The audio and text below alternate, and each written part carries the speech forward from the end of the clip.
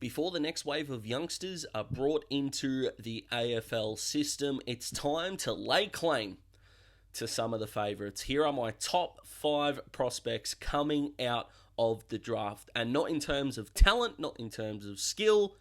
This is personal. My top 5. My favourites. The ones that no matter where they get drafted, in what position, I'll be able to go, they were mine before they became a star. Hopefully. Let's have a chat. Wrong side for him. Hooks it.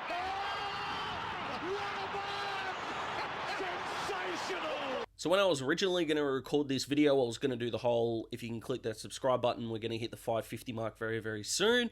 Life kind of happened a bit, which has caused a little bit of a delay, and as I'm recording this, it was 5:52, so I don't really need to do that, but I do need to say thank you. As I've come back into YouTube, you guys have come back very graciously, and all I can do is say thank you. The fact that one person enjoys this is overwhelming to me. The fact that 550 of you have gone, you know what, it's worthy of clicking that button, means the world. I'm hoping we can get to 600 as soon as possible, and that is the next goal. We've got to continue moving forward, of course, but right here, right now, to all of you that already have, thank you so much.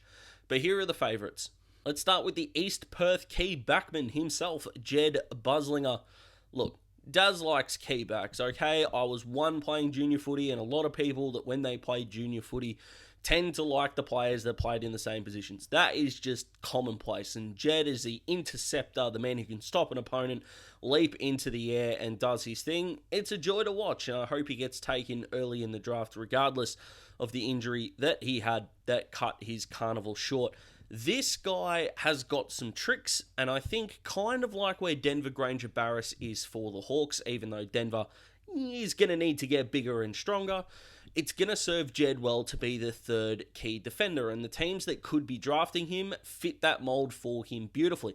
Be the interceptor, learn the pace of the game, and then when it is time for you to stand next to some of the next wave of monsters coming through the competition, and some that of course are already here, he is going to be all the better for it. In his last 4 Colts games, he had 2 games of 26 disposals and 15 marks combined. He had 22 disposals and 6 marks, and of course 21 disposals, 11 marks, and he kicked a couple of goals as well. I don't know who sent him forward, but he could do it all. I love a key back. Come on, sometimes the analysis doesn't really need to be that deep. In terms of best fit, where could he go? I definitely think Gold Coast can consider him at pick 5. I think with Collins and Ballard down there, they can finally put an end to the Jack Lukosius third tall narrative that has surrounded the Suns.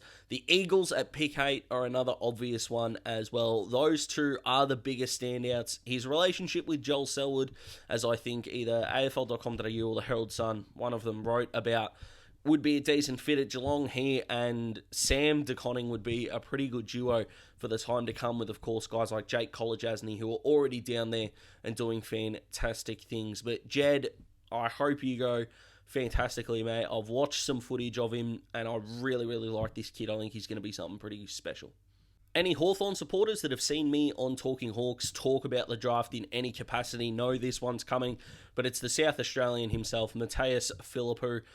The guy's over 190 centimetres. He's a guy that picks up the footy no matter where he is on the park, and he always wants to be moving the ball forward. Tick, tick. He kicks goals. Just, no matter who gets him, just please use him as an offensive weapon. I understand that you want well-rounded midfielders and all this and all that, but sometimes you just got to have an ace in the pack, and that's what this kid is. Now, there's a few stats here to read off, so I am going to read off the laptop. Forgive me for that. But in his 8 under-18s games, he averaged 28 disposals at 78% efficiency, if you don't mind, umpire. 7 inside 50s, over 6.5 marks, 5 tackles, 4 clearances, and a cheeky 123 Supercoach points, if you take those things into consideration. I mean, watching this guy drive out of contests in 2-3 years' time, if his body does hold up. He did have an ankle injury that did cost him in the latter half of the year, but if he can fill out, he's not the next Bont. We're not going to get another Bont. He is the same height, the same weight that Bont was at 18. And if he can be used like the Dogs did early in Bont's career, which is, mate, you've got the size, Go get the footy. Let's see what you can do with it. It's going to see him in good stead in the long run. I don't expect him to have Bont's career because the Bont is just outrageous. I have said the Bont too many times in this analysis, but where is the best place for him to end up? I think if Essendon had have traded a Dylan Shiel or someone in that midfield group, he really would fit the bill at Essendon if Harry Sheezel is off the board. He is their ideal fit at Essendon, that being Sheezel, of course, but Philippou is going to be right up there for pick 4. The Hawks, call it biased, I don't really care. I need him at the Hawks. I know we've got Connor Nash, who's 197 centimetres, but this kid, I mean, come on, this would be something extraordinarily special. If West Coast didn't seem so content with only taking WA talent, he would be a really good fit in that West Coast midfield as well. And of course, if he does end up sliding a little bit, St Kilda at 9, if they have to pick between him and potentially Elijah Sardis, who might slip as well, although I think the Bombers will take one of those two, if they are on that board, geez, that's going to be a difficult decision for them, but I really like what this kid's got to offer, and I'm looking forward to seeing him progress throughout his AFL career. So Harry Sheezel is the hot talk at the moment, especially when it comes to the top 5 picks, and I am not knocking that at all.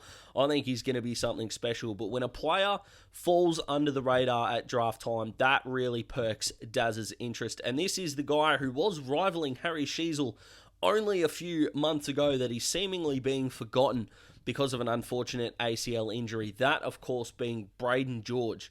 Yes, Braden George. For those who do follow the draft, you might be thinking, oh yeah, that guy. The guy that kicked 5 in round 1 of the under-18 season. He kicked 6 in round 5. The amount of times I've nearly stuffed that up is extraordinary. Yes, the ACL doesn't help, and it is going to interrupt his first season of football, which is going to cause him to fall in the draft.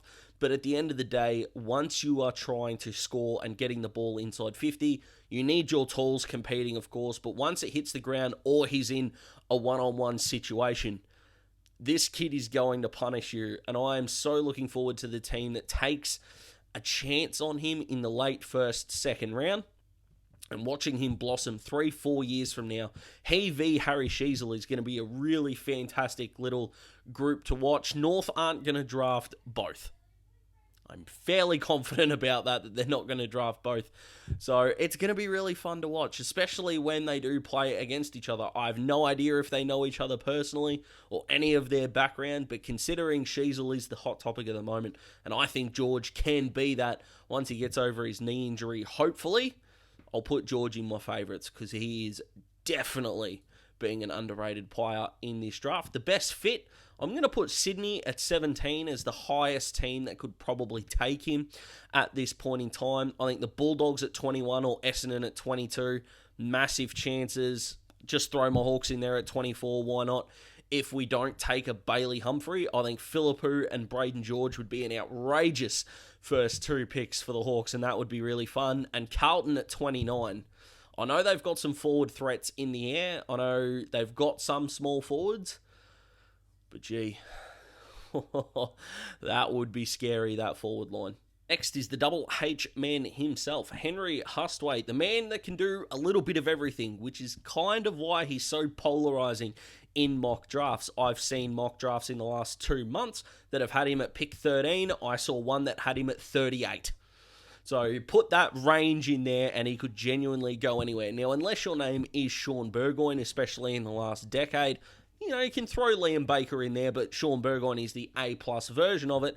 Unless you are that good, you do need to find your best position.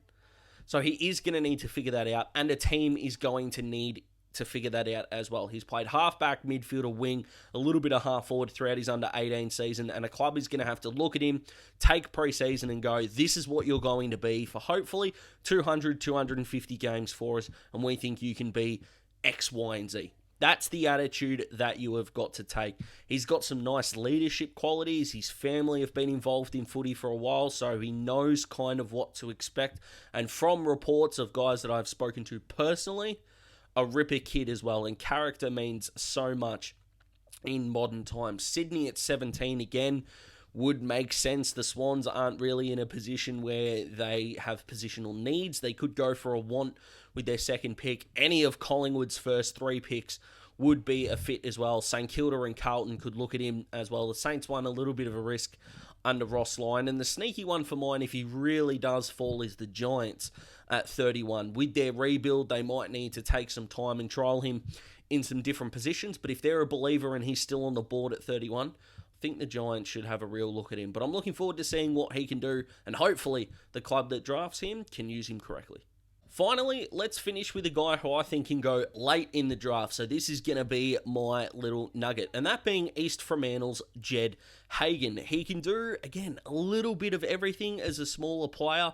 But he is tenacious, determined, and one of the best tacklers for his size you will see. His last 2 Colts games, he had 20 touches, over 8 tackles, and kicked a couple of goals, 3 in fact, and he had 21 and 10 tackles in his last Colts game as well. He then went up to senior level. He averaged over 4 marks and 4 tackles. Sure, he wasn't getting as much of the footy, but considering that Colts level in the waffle is kind of like our under-18s here, they're the stats that I really care about. We aren't having under-18s kids play VFL footy, so having those comparisons, I think, are a little bit unfair when it comes to fans being spoken about. What can he do the best? To be honest, in my limited viewing, I'm not 100% sure, but everything that I'm reading and the limited amount that I can watch, I am enjoying everything from this guy, and I think he has got the professionalism, but I think his best fits would include Carlton at 49, Richmond at 53. Maybe they already have Liam Baker, so they might think it, but it's just a beautiful little fit, and let him develop and figure out where he's going to be, because he's not going to be a centre bounce midfielder. So you're not going to draft him and then make him wait behind Taranto and Hopper. And Essendon at 54, I really like. Even if they get Anthony McDonald, Tip and Woody back in the 4, they're still missing a small forward. I still think they're missing a wingman. So they've got some positional needs there that he might fit. But he's going to be my late in the draft smoky that I'm jumping on the bandwagon for before everyone else does. So they're just some of my favourite prospects, guys. I'm not expecting them to be the top 5 most successful, just the ones that does his feeling in this big old heart of his. I hope you're having a fantastic day. I need to get my big-ass butt down to the gym this afternoon, which I'm looking forward to immensely. And until next time, guys, take care of your mates. Take care of yourself. Make sure you subscribe if you haven't already. Thank you to those that have. Goodbye.